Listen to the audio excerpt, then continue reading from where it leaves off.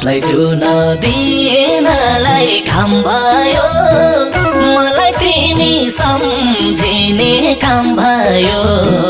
आफूसँग आफै हारे मैले घामलाई सोधिन कि जुनलाई सोधिन अब कसलाई सोधौँ उनको बारेमा दिनलाई घाम भयो मलाई तिमी सम्झिने काम भयो आफूसँग आफै हारे मैले घामलाई सोधिन कि जुनलाई सोधिन अब कसलाई सोधौँ